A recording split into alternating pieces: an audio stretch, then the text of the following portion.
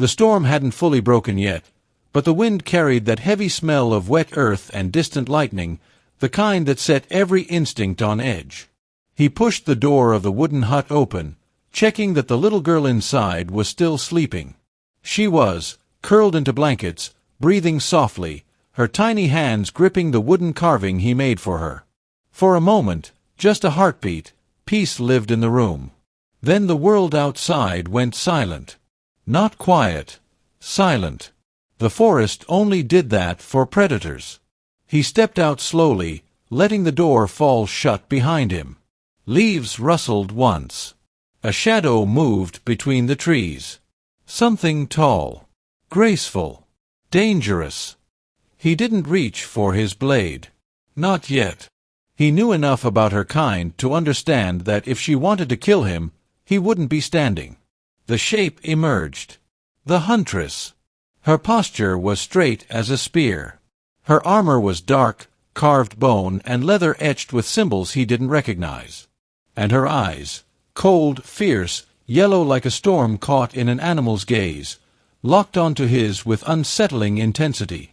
Rain dripped from her hair, rolled down the scars lining her arms, and pooled at her feet. She spoke with no warning, no greeting, no threat. "Human," she said, voice low but trembling with something he couldn't place. "You adopted my daughter." He felt his breath hitch. "She came to me on her own. She was hurt. I helped her. She calls you father." He didn't flinch. "She does. And do you accept that name?" A moment passed, stretched thin as thread. There was no point lying. "Yes." Lightning flashed. Thunder followed, rippling through the trees. The huntress's jaw tightened. For a second, her face almost cracked, as if trying to hold in something too big to contain. "Good," she said. "Because now you must take me too." He blinked. "Take you?" Her chin lifted. "My people do not separate families. A child's keeper becomes the parent's keeper. A child's protector becomes the protector of blood. It is our oldest vow." He frowned. "I didn't take her from you." "No," she whispered. "You saved her from everything that would have killed her." He stepped closer. "So why are you here?" "To live or die," she said. "By your answer." He finally saw it, the exhaustion beneath her armor, the weight behind her eyes, the pain carved into every line of her body. And something else too. Something like grief. "Where is the queen?" he asked softly. The huntress's gaze sharpened. "Dead. Slain by her own generals." His hand tightened around nothing. Memories of the queen's arena clawed up from the dark, her violet whip cracking against him, the screams of other captives, the way she smiled when he refused to break. "And her hunters?" he asked. "Loose," she whispered. "Unleashed. They smell my daughter's blood. They smell me. And because she claimed you, they smell you too." A low growl rolled across the forest, deep enough to vibrate the roots beneath them. The huntress's hand slid to her whip. "They come." He didn't hesitate anymore. "You can stay," he said. "You and your daughter." The wind paused. The huntress didn't. She stepped closer, so close he could see the trembling in her shoulders, the fear she had kept chained for too long. "You accept me," she whispered. "A hunter of the queen. A weapon forged to kill your kind. I accept the mother of the child who trusted me first." Her breath stuttered. "You speak like someone who has never feared me." This time, he did reach for his blade. "I've survived worse." A flicker of something like admiration sparked in her eyes. Then the forest exploded. A beast crashed through the trees, massive, bone-plated, glowing veins pulsing under its skin. Its eyes burned like molten gold as it lunged straight for the huntress. She sprang sideways, whip snapping around the creature's throat. It shrieked, claws carving trenches where she had stood a heartbeat before. "Move!" she shouted. He was already moving. He ducked under the beast's swinging tail, rolled across the mud, and slashed upward, blade cutting into the exposed skin behind its foreleg. The creature roared, snapping its jaws inches from his face, but he planted his boot against its snout and shoved off.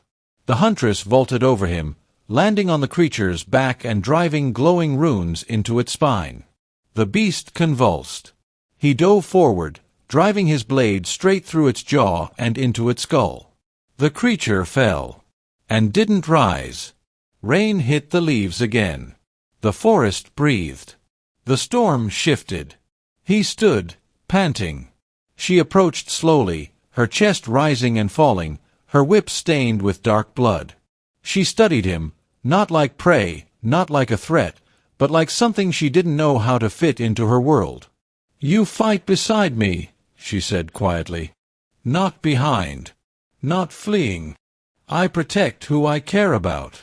Her voice softened. "And she cares about you." Thunder cracked above them. Without another word, she walked toward the hut. He followed. Inside, the little girl slept peacefully, her small hand clutching the wooden carving. The huntress froze, every breath leaving her lungs in a silent collapse.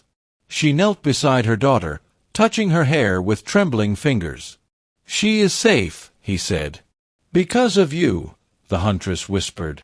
He leaned against the doorway. "You can stay. As long as you want.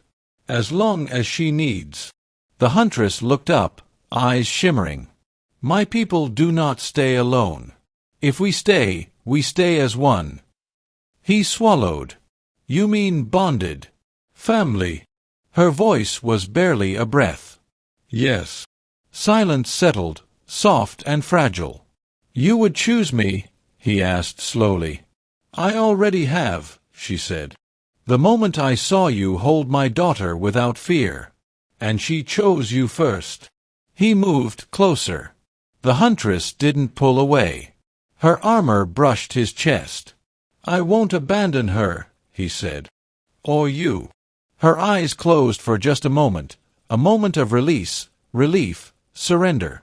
"Then from this night on," she whispered, "we live or die together." The wind howled outside. Another beast roared far off in the distance. But inside the small wooden hut, the storm felt far away. She laid her weapons at the door. Her daughter slept safe.